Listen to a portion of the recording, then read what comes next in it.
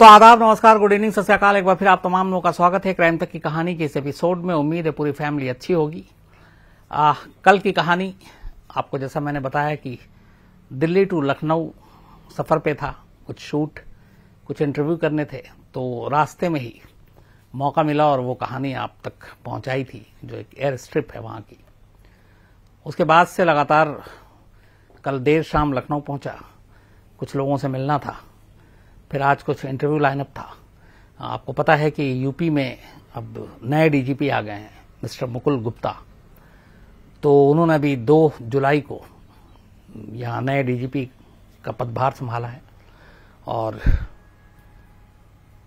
उनकी खास बात यह है कि वो IITian है। दिल्ली IIT से उन्होंने पढ़ाई की थी इलेक्ट्रिकल इंजीनियरिंग में, और उसके बाद फिर उन्होंने यूपीएससी का एग्जाम दिया, फिर IPS बने।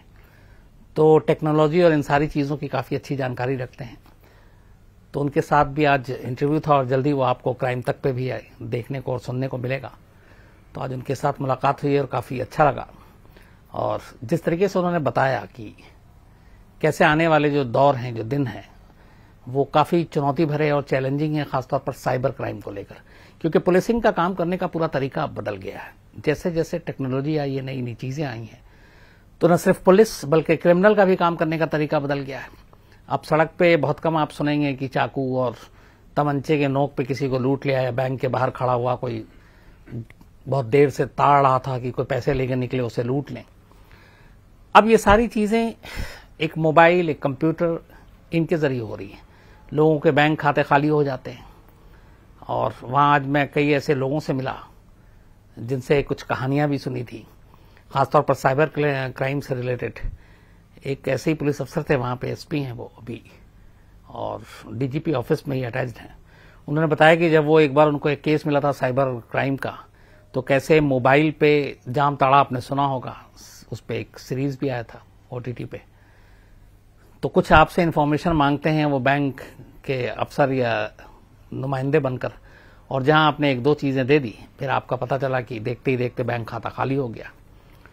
तो एक बार उन्होंने ऐसी उन्हीं की खुद, मतलब पुलिस वाले भी उन शिकार में शामिल हैं जिनको लोग लूट लेते हैं। तो उन्होंने बताया कि एक बार उनके पास भी फोन आ गया और उसने बताया कि मैं यहाँ से हूं और आप अपने मुझे KYC नंबर या बाकी चीजें दीजिए। तो उन्होंने वो नंबर दिए, लेकिन उसके 2-3 नंबर आगे पीछे गलत दिया। बट वो इतना होशियार था, उसने बताया कि तुम मुझे बेवकूफ बना रहे। तब इन्होंने कहा कि तुम भी मुझे बेवकूफ बना रहे हो। फिर उन्होंने कहा कि पूछा कि कौन हो, तो इन्होंने बताया कि मैं भैया SP हूँ, STF में हूँ। फिर उन्होंने उससे पूछा कि ऐसे बताओ तुम काम करते कैसे हो। तो जो चीजें उन्होंने बताई वो ये थी कि एक तो वो कहता आप मुझे बाकी नहीं, सिर्फ CVV नंबर दे दीजिए, जो डेबिट कार्ड या उसके पीछे लिखा होता है, 3 डिजिट का होता है, बस वो दे दीजिए, मैं पूरा बैंक खाली कर दूंगा आपका। अब ये बात मेरे लिए भी अजीब थी, क्योंकि कई सारे इन्फॉर्मेशन, आपका नाम चाहिए, फोन नंबर चाहिए, बैंक अकाउंट चाहिए। खाली CV से भी वो आपको लूट सकता है। फिर उसके बाद एक और सनसनीखेज खुलासा उन्होंने किया कि उनको बताइए, बताओ तुम्हारे पास ये सारे अकाउंट नंबर ये कहां से आते हैं। तो जो ज्यादातर लोग हैं उनके पास ये नंबर किसी न किसी बैंक के एक निचले स्तर के मुलाजिम के जरिए ही मिलता है। वो उसे कुछ पैसे देते हैं और उसके बदले में वो आराम से 100-200 लोगों के जो उस बैंक में जिनका खाता है वो उनके अकाउंट नंबर दे देता है, नाम पता चल ही जाता है।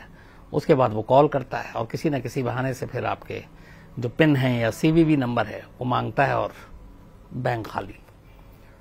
तो ऐसे लोगों को पकड़ना बड़ा मुश्किल काम होता है। उन्होंने कहा कि न सिर्फ उनके नंबर जो हैं वो फर्जी होते हैं, बल्कि जिस अकाउंट में वो पैसे मंगाते हैं वो अकाउंट नंबर भी फर्जी होता है उनका, और वो सारी चीजें ATM से जाके पैसा आपका साफ कर देते हैं।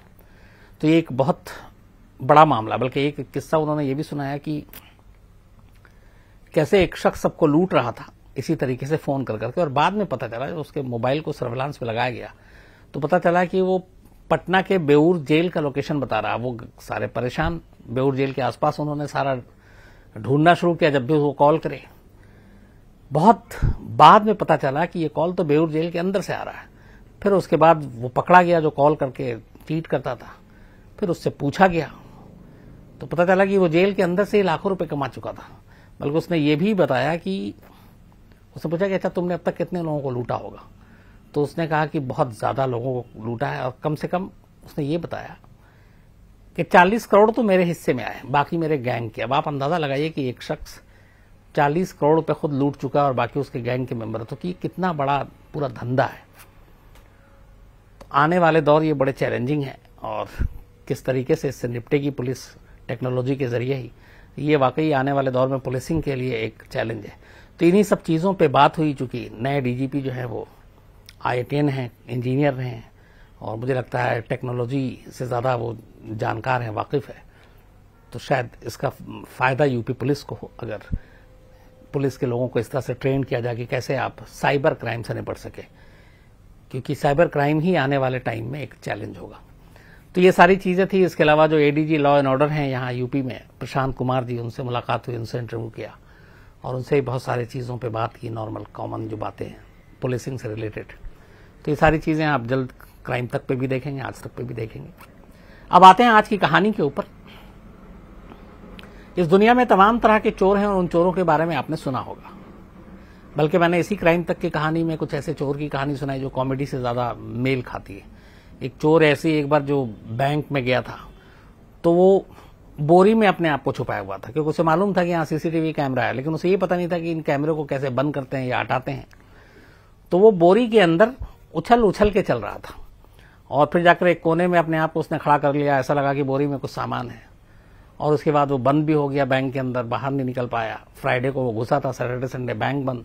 मंडे जब बैंक खुला, जब लोग अंदर गए तो देखा कि स्ट्रांग रूम में एक बोरी है, बोरी के अंदर वो चोर है। तो वो भी अपने आप में एक फनी किस्सा था। तो ऐसे बहुत सारे चोर हुए हैं, चोरों की कहानी हुई। लेकिन आज जिस चोर की मैं कहानी आपको सुनाने जा रहा हूं, उसको सुनने के बाद आप फैसला कीजिए कि इस चोर से आप नफरत करेंगे या मोहब्बत करेंगे। बल्कि मैं कोशिश करूंगा कहानी के आखिर में इस चोर की अपनी जो उसका बयान है वो भी रिकॉर्डेड है और वो मैं दीपक से कहूंगा कि वो उस रिकॉर्डेड बयान को भी लगा दे ताकि उसकी जुबानी भी आप सुन लीजिए कि वो क्या कह रहा है। कहानी मध्य प्रदेश की है, कहानी भिंड की है। भिंड चंबल से लगता हुआ इलाका है, कई बार मैं जा चुका हूं। तो भिंड में 30 जून की बात है। एक कर्मचारी जिनका नाम राकेश कुमार, वो अपने परिवार के साथ रहते हैं, पत्नी और बच्चे। 30 जून को ये पूरा परिवार 4-5 दिनों के लिए, जो इनकी पत्नी थी रीमा कौर, तो रीमा अपने मायके चली जाती है। घर में ताला लगा देते हैं और राजीव कुमार, उनकी पत्नी और बच्चे, ये सब चले जाते हैं। 30 जून को ये लोग जाते हैं, 5 जुलाई को वापस लौटते हैं। जब 5 जुलाई को वापस लौटते हैं तो जैसे ही दरवाजे पे पहुंचते हैं तो सारे परेशान हो उठते हैं, क्योंकि दरवाजे का ताला टूटा हुआ था। घबराए हुए लोग अंदर घुसते हैं। अंदर जाते हैं तो देखते हैं हर तरफ सामान बिखरा पड़ा है। खासतौर पर रीमा मौर्य जो उनकी पत्नी थी, वो बेतहाशा भागती हैं अपने उस घर में रखे सामान में जहां उन्होंने अपने जेवर रखे हुए थे और कुछ पैसे रखे हुए थे। हर और जो महिलाएं घर की होती हैं वो कुछ पैसे बचा लेती हैं। तो देखा तो उस बक्से का भी ताला टूटा हुआ और सारे जेवर गायब। रोना धोना शुरू हो गया। असल में वो सारे जो जेवर थे सोने चांदी के, वो रीमा मौर्य को उनकी शादी में उनके घर वालों ने दिए थे। तो एक तो वो लगाव उस चीज से और दूसरा महंगा, बहुत मुश्किल से सहेज के रखा था। तो सारे जेवर गायब, पैसे गायब। इन्होंने अड़ोसी पड़ोसी से पूछना शुरू किया, किसी ने को कुछ मालूम ही नहीं कि कब कौन आया, क्या ले गया, कैसे ले गया। अब एक मिडिल क्लास फैमिली के लिए सारी चीजें गायब हो जाना एक बहुत तकलीफ की बात होती है। तो रीमा मौर्य भी परेशान हुई। इसी दौरान में घर में इन सारी चीजों को देखने के बाद अचानक उनकी नजर कागज के एक टुकड़े पे पड़ती है। वो कागज का वो टुकड़ा उठाती हैं और उसमें लिखा हुआ था। तो पता चलता है कि ये असल में चोर ने भेजा है, बल्कि चोर फेंक कर गया है, रख कर गया। उस कागज पे टुकड़े पे ये लिखा था शुरुआत में कि जय भारत जय हिंद। तो इससे एक तो ये है कि वो देशभक्त है। फिर इंग्लिश और हिंदी में लिखा हुआ था। वो लेटर भी मैं ऐसी आपको कहानी के बीच में कहीं दिखाऊंगा, आप पढ़ेंगे उसको खुद। तो उसमें कुल मिला के जो टेक्स्ट था उस लेटर में अलग अलग वो ये लिखा हुआ था कि मेरा एक दोस्त मुसीबत में है, खतरे में है, मुझे उसकी जान बचानी है और आप टेंशन मत लें। मैं जो भी यहां से चोरी करके जा रहा हूं ये सब आपके घर में वापस फेंक जाऊंगा। और मैं दिल का बुरा इंसान नहीं हूं, अच्छा इंसान हूं और एक लाइन और था धूम 3। धूम 3 एक फिल्म का नाम है। तो ये लेटर जब पढ़ा तो घर वालों को लगा कि ये चोर का ही काम है और चोर ने लेटर फेंका है। लेकिन लेटर में जिस तरह की ये सारी चीजें लिखी हुई थी वो बड़ी अजीब थी कि एक चोर चोरी भी कर रहा और ये कह रहा कि मैं अच्छा इंसान हूं और जो भी यहां से ले जा रहा हूं बहुत मजबूरी में ले जा रहा हूं, लेकिन आपको वापस लौटा जाऊंगा, ये भी मेरा वादा है। खैर, घर वाले अब पुलिस स्टेशन पहुंचते हैं नजदीक के सिटी कोतवाली भिंड में, और वहां जाकर एक रिपोर्ट लिखाते हैं चोरी की और साथ में ये लेटर देते हैं। पुलिस वाले रिपोर्ट तो लिख लेते हैं, जब लेटर पढ़ते हैं तो पुलिस वालों का भी दिमाग घूम जाता है कि एक ऐसा चोर है जो चोरी भी कर रहा है, साथ में लेटर भी छोड़ रहा है और उस लेटर में ये भी कह रहा है कि हाँ मैंने ये सब किया है लेकिन मैं मजबूर हूं, मेरे दोस्त की जान बचाने के लिए बहुत चोरी करना बहुत जरूरी है और मैं सारे पैसे आपको लौटा दूंगा। अब किसी चोर के जरिए ऐसा लेटर तो मिलता नहीं है, न कोई चोर ऐसा सुराग और सबूत भी छोड़ता है। खैर, पुलिस को लगा कि ये कोई मतलब बिगड़ैल चोर टाइप का नहीं है, लेकिन अब पुलिस का काम है, एफआईआर दर्ज होगी तो चोर को तो ढूंढना है क्योंकि उसने जुर्म किया है, घर में घुसकर चोरी की है, उसके लिए धाराएं हैं, सजाएं हैं और जेल जाना जरूरी है। इसी के बाद पुलिस अपनी तफ्तीश आगे करती है, आस पड़ोस के तमाम लोगों से पूछताछ करती है, सीसीटीवी फुटेज खंगालती है, लेकिन कोई सुराग नहीं मिलता। दिन बीतते जाते हैं और कोई ऐसा गवाह भी सामने नहीं आता, लेकिन पुलिस की कोशिश जारी थी। इसी दौरान में एक मुखबिर के जरिए पुलिस को एक शख्स के बारे में पता चलता है और ये पता चलता है कि एक राहुल जाटव नाम का लड़का है जो इसी कॉलोनी में रहता है जहां रीमा मौर्य और उनकी पत्नी रहती थी, और मतलब मोहल्ले में ही रहने वाला राहुल जाटव। तो ये मुखबिर के जरिए, चूंकि हर पुलिस वाले के अपने अपने मुखबिरों का जाल होता है, तो उसने बताया कि ये काम राहुल जाटव कर सकता है। इसके बाद पुलिस राहुल जाटव पे नजर रखती है और उसको उठाकर थाने ले आती है। थाने लाती है तो उसके बाद पूछताछ करती है। थोड़ी देर के बाद राहुल जाटव खुल जाता है, लेकिन इससे पहले पुलिस उससे कुछ लिखवाती है, नाम वाम भी। तो जब वो लिखवाती है उससे उसकी हैंडराइटिंग में, और फिर वो लेटर जो घर में मिला था उसकी हैंडराइटिंग मिलाती है, तो मतलब फॉरेंसिक जांच की जरूरत नहीं पड़ती है। सारी चीजें लगभग एक जैसी, लिखावट की मिलान एक जैसी थी, एक जैसी लिखावट थी उस लेटर की भी और थाने में जो राहुल जाटव से लिखाया। तो क्लियर होगा कि ये राइटिंग इसी की है। तो अगर घर में चोर ने लेटर फेंका है और वो कह रहा है कि मैं चुरा कर ले जा रहा हूं लेकिन लौटा दूंगा, तो फिर यही शख्स है। फिर पुलिस उससे पूछताछ करती है और राहुल जाटव टूट जाता है और वो बताता है कि हाँ मैंने ये चोरी की और घर से पैसे जेवर चुराए। उसकी निशानदेही पे कुछ चोरी की चीजें बरामद भी हो गई, कुछ इधर उधर हैं, वो पुलिस ने कहा मैं बरामद कर लूंगा। और फिर उसने लेटर के भी बारे में बात मानी।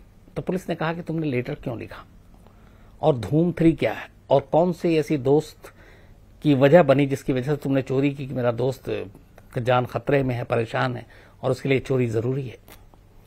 तो उसने सिलसिलेवार जवाब दिया। राहुल ने बताया कि उसने पहले कभी इससे कोई क्राइम नहीं किया और ना क्रिमिनल के साथ उसका कोई रिश्ता रहा है, ये पहला जुर्म था उसका।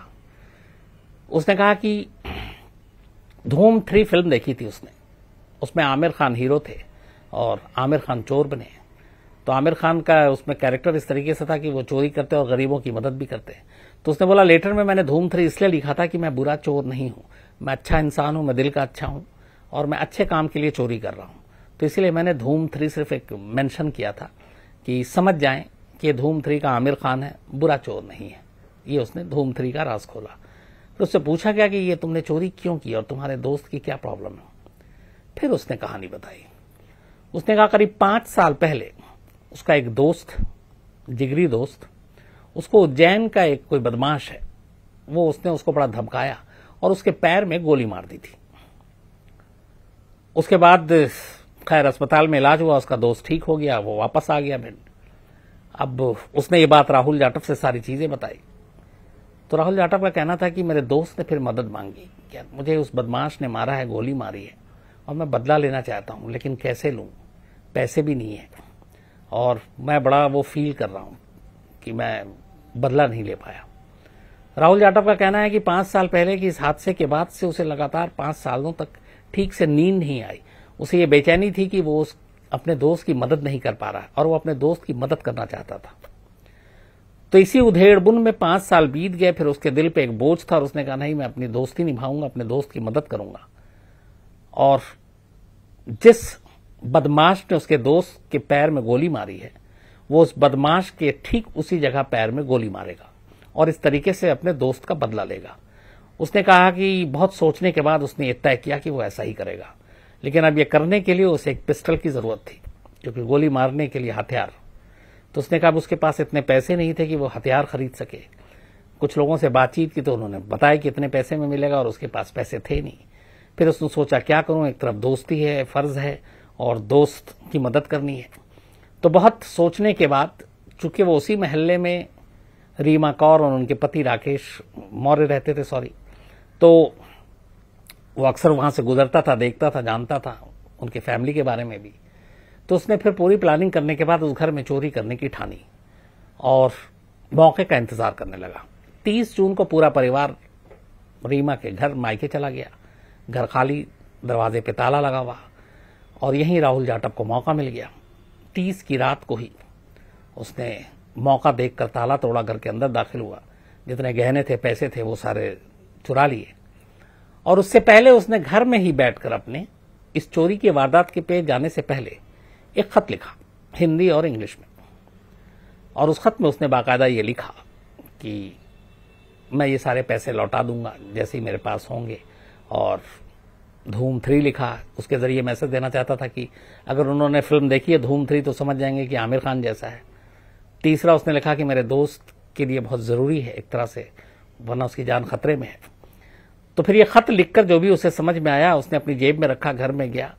घर में जाने के बाद चोरी की। चोरी करने के बाद जब वो घर से बाहर निकलने लगा तो घर के अंदर ये खत छोड़कर चला आया, ताकि जिनके घर में चोरी की है वो ये खत पढ़ें और शायद उसके ऊपर भरोसा कर लें।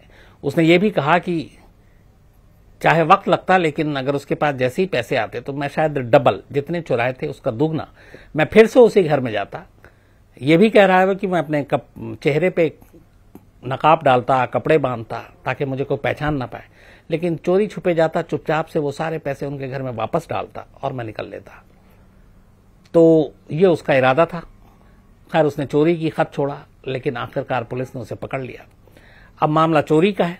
ये खत, दोस्ती, फर्ज अपनी जगह है, लेकिन कानून अपनी जगह है, और कानून इन जज्बातों से तो चलता नहीं है।